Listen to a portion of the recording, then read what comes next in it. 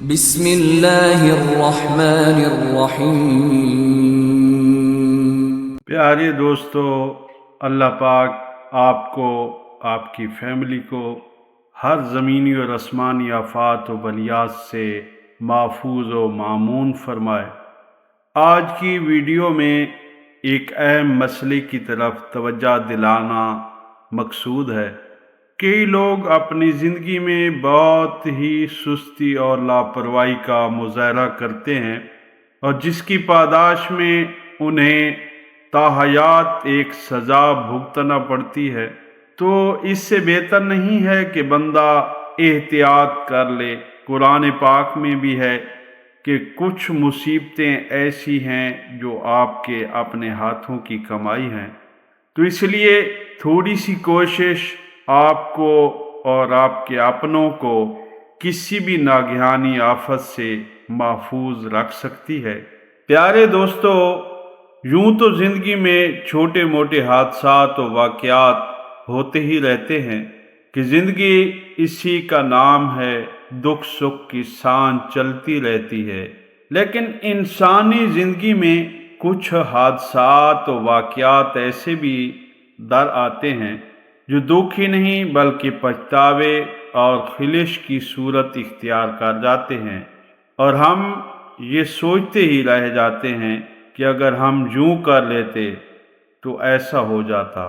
اس قسم کے حادثات زیادہ تر بچوں کے ساتھ پیش آتے ہیں، جو عمر بھر کا روگ بن کر ماں باپ کو خون کے آنسو رلاتے ہیں۔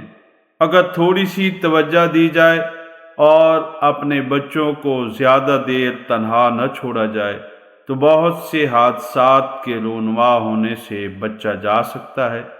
اگر ہم پیدائش سے لے کر بچے کے لڑکپن تک تھوڑا دھیان دے دیں اور اپنے معمولات میں تھوڑی تبدیلی لائیں اور چھوٹے بچوں کے لیے وقت کی زیادہ سے زیادہ تقسیم کریں تو بہت سے بچے جسمانی نقائص اور معذوری یا خدا نخواستہ موت کے منہ میں جانے سے بچ سکتے ہیں۔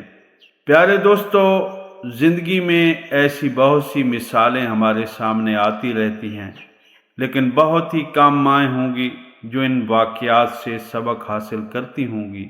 وہ اپنے آپ کو بدلنا تو درکنار، شاید خود کو مکمل اور بہترین ہی سمجھتی ہوں، لیکن اگر ان حادثات کو سامنے رکھ کر بچوں پر دھیان دیا جائے تو کئی قسم کے غیر متوقع واقعات و حادثات سے بچاؤ ممکن ہو سکتا ہے۔ دوستو، ایک نومولود بچے کی ماں پلنگ کے پاس سردیوں میں ہیٹر لگا کر خود باورچی خانے میں کام کرنے چلی جاتی ہے، اور بچہ گہری نیند سو رہا تھا۔ ماں نے اس مہلت کو غنیمت سمجھا اور جلدی جلدی اپنے کام نپٹانے لگی، اور کام کے دوران اسے وقت کا اندازہ ہی نہ رہا۔ جب کام سے فارغ ہو کر کمرے میں آئی اور بچے کو اٹھایا تو نہ صرف وہ پسینے میں شرابور تھا بلکہ تقریباً بے ہوش ہو چکا تھا، اور اس کا رنگ لال پیلا ہو رہا تھا۔ دراصل ہیٹر کچھ زیادہ ہی اس کے قریب تھا، اور بچہ اتنا چھوٹا تھا کہ خود وہاں سے ہیٹر سے کہیں دور ہٹ نہیں سکتا تھا، سو وہ مجبور تھا ہیٹر کی اتنی گرمی اور تپش برداشت کرنے پر۔ خاتون نے بچے کی یہ حالت دیکھی تو گھبرا کر فوراً اس کے کپڑے اتار دیے۔ تب اسے معلوم ہوا کہ جس رخ پر ہیٹر تھا جسم کے اس رخ پر آولے پڑ چکے تھے۔ دوستو، اور کیا پتا کتنی دیر روتا بھی رہا ہو، لیکن اس بچے کی باریک سی آواز باورچی خانے میں برتنوں اور پانی کے نل کے شور میں دب کر رہ گئی، اور یوں وہ بچہ موت کے منہ میں جاتے جاتے بچا۔ لیکن وہ اس قدر بیمار ہوا کہ جان کے لالے پڑ گئے، اور ان آبلوں کا بر وقت علاج تو ہو گیا لیکن جسم پر تا زندگی گہرے داغ رہ گئے۔ پیارے دوستو، شادی بیاہ کی تقریبات پر عموماً خواتین اپنے چھوٹے چھوٹے بچوں کو سلانے کے لیے کوئی تنہا اور محفوظ جگہ تلاش کرتی ہیں تاکہ ان کی نیند میں خلل نہ پڑے۔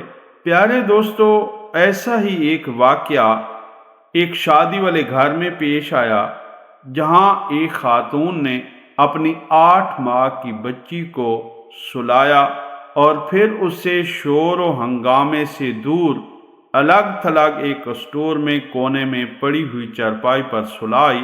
اس کا خیال تھا کہ وہاں بچی پرسکون سوتی رہے گی اور شور و غل سے جاگ کر اسے پریشان نہیں کرے گی۔ یوں ماں کو کافی وقت اپنے ہلے گلے اور تفریح کے لیے مل جائے گا۔ بچی کو لٹا کر آنے کے بعد ماں خود گانے بجانے اور کھانے پینے کے ہنگاموں میں ایسی کھوئی کہ اسے کافی دیر تک بچی کا خیال ہی نہ آیا۔ بہت دیر بعد جب اچانک اسے اپنی بچی کا خیال آیا تو وہ بھاگم بھاگ اپنی بچی کو دیکھنے گئی، لیکن بچی وہاں کہاں، اس چارپائی پر تو بستروں کا ڈھیر پڑا ہوا تھا جو کوئی باہر سے سمیٹ کر اسٹور کی اس چارپائی پر ڈال گئے تھے۔ نیم تاریکی میں انہیں کمبل سے ڈھکی وہ بچی نظر نہ آئی اور نہ ہی انہوں نے دیکھنے کی زحمت گوارا کی۔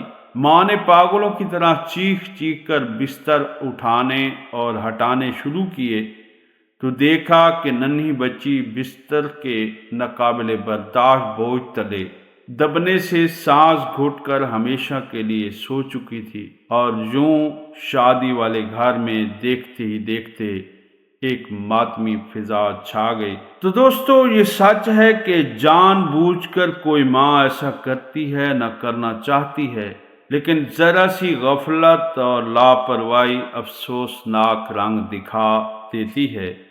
پیارے دوستو، بعض مائیں گھر کے کام کاج کے دوران بچوں کا دھیان بٹانے کے لیے اور انہیں ایک جگہ آرام سے بٹھائے رکھنے کے لیے کوئی کھانے کی چیز ان کے سامنے رکھ کر خود کاموں میں مصروف ہو جاتی ہیں، اور بچہ یوں کھانے اور کھیلنے میں مشغول ہو جاتا ہے۔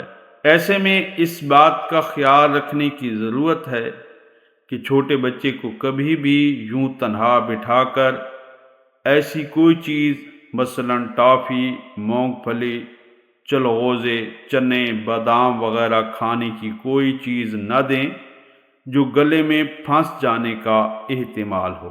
دوستو، خواتین کو چاہیے کہ باورچی خانے کا کام ختم ہونے کے بعد باورچی خانے کا دروازہ بند کر دیں، مبادا کہیں ایسا نہ ہو کہ ان کا دھیان کہیں اور ہو اور بچہ باورچی خانے میں موجود چھری، چاقو یا ایسی کسی چیز سے خود کو نقصان پہنچا لے۔ اس کے علاوہ اسٹور کا دروازہ بھی احتیاط سے بند رکھنا پڑے گا، جہاں بعض اوقات کیڑے مار ادویات، پینٹ اور بہت سے اوزار وغیرہ پڑے ہوتے ہیں، اور یوں بچے کے ہاتھ لگ جائیں تو ناقابل تلافی نقصان پہنچنے کا احتمال ہو سکتا ہے۔ دوستو، یہ بھی خیال ہے کہ گھر کے تمام دروازوں کے تالوں کی چابیوں کا ایک فالتو سیٹ کسی ایسی جگہ پر ضرور رکھیں جہاں سے بوقت ضرورت فوری طور پر آپ انہیں حاصل کر سکیں۔ نیز غسل خانوں میں ٹب، بالٹیاں بلا ضرورت پانی سے بھر کر نہ رکھیں۔ اگر ان تمام باتوں کا خیال رکھا جائے تو بچوں کے ساتھ ہونے والے ناخوشگوار واقعات اور حادثات میں بہت حد تک کمی واقع ہو سکتی ہے۔ تو دوستو، میں نے اپنے تئیں کوشش کی ہے کہ چیدہ مسائل بیان کی ہیں۔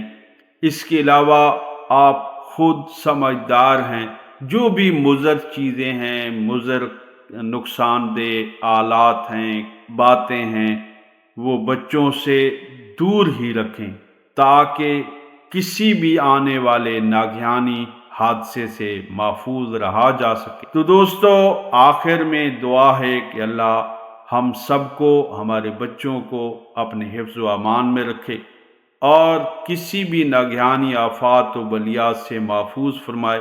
ایک نئی ویڈیو کے ساتھ پھر آپ کی خدمت میں حاضر ہوں گے۔ سبق آموز واقعات، اسلامی کہانیاں اور موٹیویشنل لیکچر کے لیے ہمارے اس چینل کے ساتھ جڑے رہیں۔ ملتے ہیں پھر ایک نئی ویڈیو میں، تب تک کے لیے ہمیں اجازت۔ اللہ حافظ۔